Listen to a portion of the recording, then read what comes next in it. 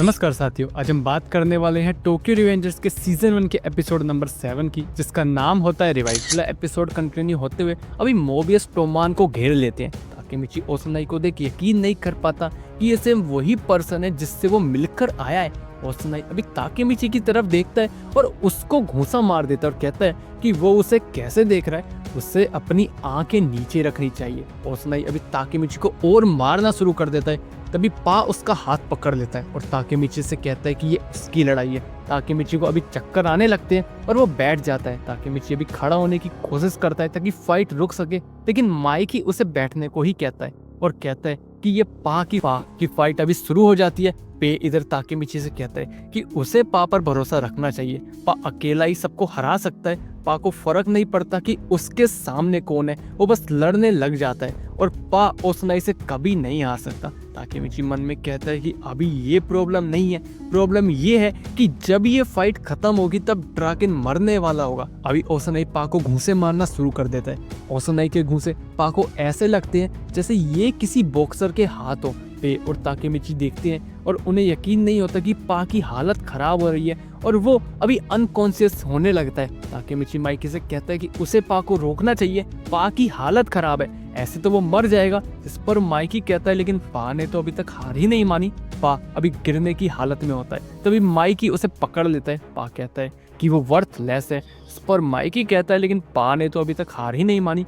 Mobius अभी पा पर हंसने लगते हैं। माइकी अभी ओसुनाई की तरफ बढ़ता है और उसके पास आकर उसको एक ही किक में नीचे गिरा देता है और कहता है कि अगर किसी को यहाँ लगता है कि पा हार गया तो वो सामने आए, और जब तक माइकी टोमान का लीडर है, टोमान नहीं हारने वाला। माइकी अभी ड्रैकन से कहता है कि वो खुद को रोक नहीं पाया। इस पर ड्रैकन कहता है कि अब वो क्या ही कर सकता है इसमें। तभी ओसुनाई एक टूटी हुई कांच की बोतल उठाकर माइकी को मारने बढ़ता है, लेकिन ड्रैकन माइकी को बचा लेता है और ओसुनाई को पकड़ लेता है। कहता है कि ओसुनाई आज इसलिए हारा क्योंकि उसने ट्रू डिलिंक्विट पाथ को छोड़ दिया, मतलब एक ऐसा रास्ता जहाँ इनोसेंट को नुकसान पहुंचाना, रेप करना, चोरी करना, ये सब गलत है। लेकिन ओसुनाई ने ये सब किया और वो मोबियस से कहता है कि ओसुनाई हार गया है और अगर किसी को कोई दिक्कत है तो वो सामने आए। और मोबियस अब टोमान के अंदर है। अभी चीजें शांत हो जाती हैं। तभी पुलिस के हॉर्न की आवाज सबको सुनाई देने लगती है। सब भागने लगते हैं। ड्रैकन मोबियस के मेंबर से कहता है कि वो ओसुनाई को भी साथ लेकर भागे। ताकेमिची अभी खुद से कहता है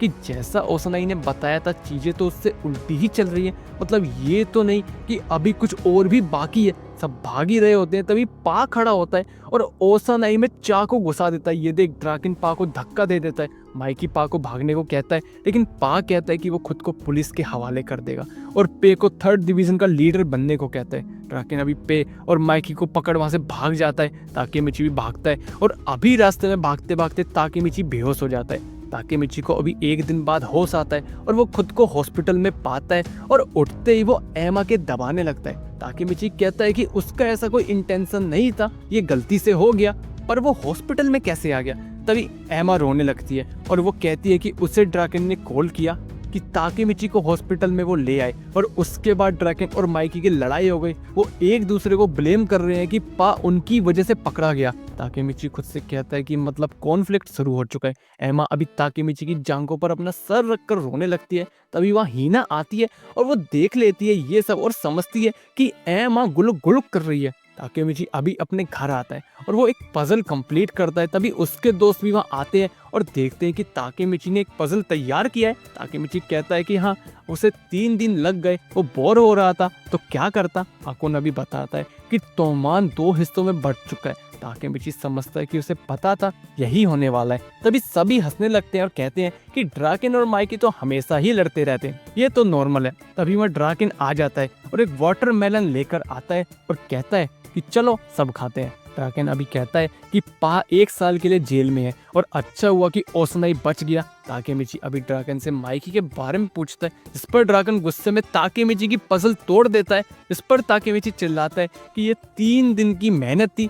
ये सुन ड्रैकन माफी मांगता है। ताकेमिची कहता है कि हाँ, 72 घंटे की मेहनत और 1 माफी सही है। ड्रैकन कहता है कि माइकी का नाम ना ले वो, और टोमान अब खत्म हो चुका है। ड्रैकन अभी जाने लगता है और बाहर वो माइकी को देखता है। दोनों एक दूसरे से पूछते हैं कि वो यहाँ क्या कर रहे हैं। दोनों कहते हैं कि ताकेमिची उनका दोस्त है ताकेमिची बीच में आता है और उन दोनों को समझाने की कोशिश करता है कि वो लड़ाई ना करे, तभी माइकी थोड़ा पीछे हटता है और ताकेमिची की बचपन की साइकिल ड्रैगन पर फेंक देता है। ये देख ड्रैगन भी ताकेमिची का 4th ग्रेड का बैट तोड़ देता है और अब वो दोनों ताकेमिची की चीजों को तोड़ने लगते हैं। ये देख ताकेमिची अभी गुस्से में आ जाता है और चिल्लाता है और इसी के साथ एपिसोड खत्म हो जाता है। एपिसोड कैसा लगा कमेंट बॉक्स में जरूर बताना, अच्छा बुरा वो भी अपना फीडबैक जरूर देना।